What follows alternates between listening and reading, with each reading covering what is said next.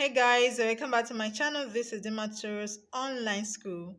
Now this channel is created to provide a holistic education for every student, whether arts or sciences. From November, I'll be uploading lessons from other subject teachers on this channel. Please click on the like button, click on the subscribe button to get you notified each time I upload a new video.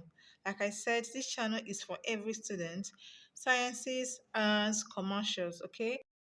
Starting in November, I'll be uploading lessons on chemistry, physics, economics, mathematics, literature, etc. Okay, so keep a tab on this channel by clicking on the subscribe button. Make sure you click on the subscribe button to ensure you get notified each time I upload a new video. Okay, so today we're going to look at UI post UTME past questions, UI post UTME past questions on government. Okay, UI post UTME past questions on government. Now we have the first one. Adult male suffrage means that option A, all men who pay tax can vote. B, all adult males can vote. C, all men can vote. And D, all adults can vote. The correct answer to this question is option B. All adult males can vote. All adult males can vote. Okay, now, adult male suffrage is simply a voting right in which all adult male citizens within a political system are allowed to vote, regardless of income, property, religion, race, or any qualification, as long as the person is an adult and is male. Okay, the person has the right to vote. So that's what adult male suffrage means. Okay, it's the right of all adult male citizens to vote. That's what it's all about. So like I said, option B is the correct answer. Now, the next question, an electoral district is dash. An electoral district is dash. Option A local government area. B, a ward. C, a polling booth. And D, a constituency. Okay. Now, the correct answer to this question is option D, a constituency. An electoral district is a geographical area marked out for the purpose of election. Okay, especially electing representatives of a particular constituency, a particular area to represent them in the country or to represent them at the center. Okay, so an electoral district is also called a constituency. It can also be called a voting district. Okay, it can also be called a legislative district. Okay, it can also be called an election district. So constituency is the correct answer, option D. Okay, now let's see the next one. Fascism was practiced in East Italy under dash. Fascism was practiced in Italy under dash.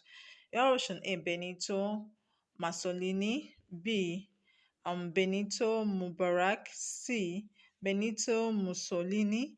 And D, Benito Mandela. Okay, now the correct answer is option C, Benito Mussolini. Benito Mussolini. I hope you guys already know what fascism is all about. Okay, let me just mention it in case you ask questions on fascism. Now, fascism is an authoritarian kind of government, okay, that is characterized by a dictatorial leader. It's a kind of authoritarian government, okay, that is characterized by a dictatorial leader. It's an autocratic kind of government and it was practiced in Italy under Benito Mussolini. Okay, Benito Mussolini.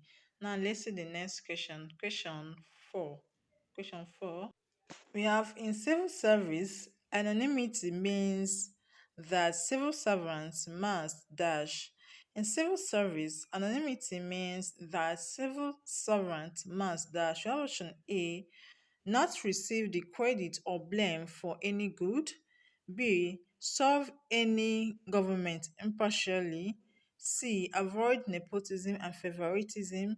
Be politically neutral. Okay, now the correct answer to this question is option A, not receive the credit or blame for any good.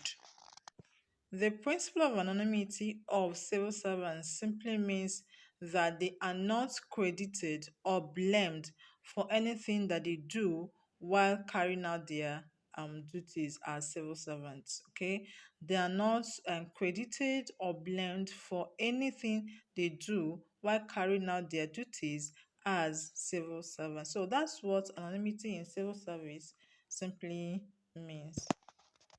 Now, the next question, which of the following military regimes was credited with a dynamic foreign policy? Which of the following military regimes was credited with a dynamic foreign policy? We have option A, Gowon administration, B, Murtala Mohammed administration, C, Sani Abacha regime, and D, Abubakar regime. Okay, now the correct answer to this question is option B, Murtala Mohammed administration. Now, Murtala Mohammed's administration from 1975 to 1976 is credited with a dynamic foreign policy due to his intervention in African affairs, for example, supporting MPLA movement for the liberation of Angola during civil war in Angola. Okay. Now, another thing is his principled stance on international issues such as condemning human rights abuses and supporting the Palestinians' cause. Okay.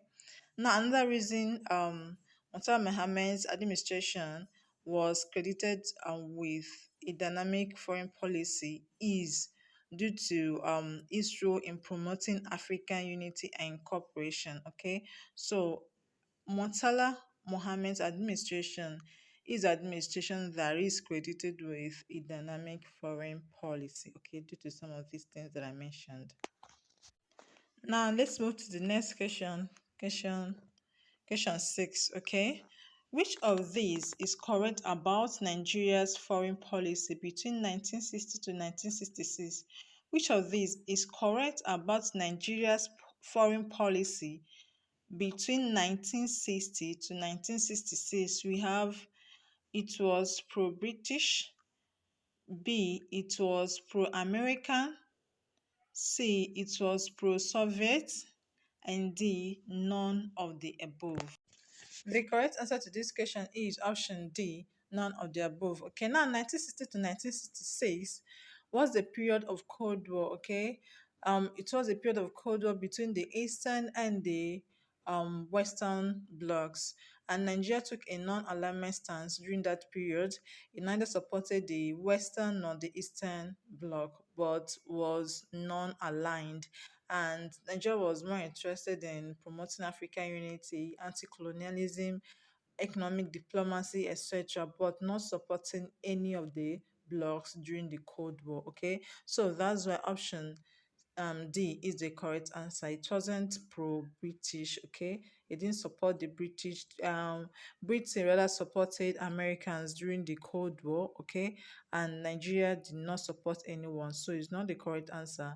Option B, pro-America. Nigeria did not support America, okay, because the war was actually between the Soviet Union, Russia, and the Western Union, America. So Nigeria was non-aligned, did not support anyone. It did not support America. It did not support the Soviet Union. Okay, option C. So it was non-aligned. Option D is the correct answer. Okay, so that'll be all for today. I hope you learned something new from this video. Please, if you did, make sure you click on the subscribe button. Make sure you click on the subscribe button, okay, to get notified each time I upload a new video, and to also belong to this community where I'll be sharing videos on every subject. Every subject you're going to sit in your exams, JAMB, WASC, Post UTME, okay? Make sure you click on the subscribe button so that when I share any video here, you will be notified, okay? Click on the notification bell as well, and also click on the like button. Thank you very much for watching. I will see you guys again very soon. Thank you. Bye.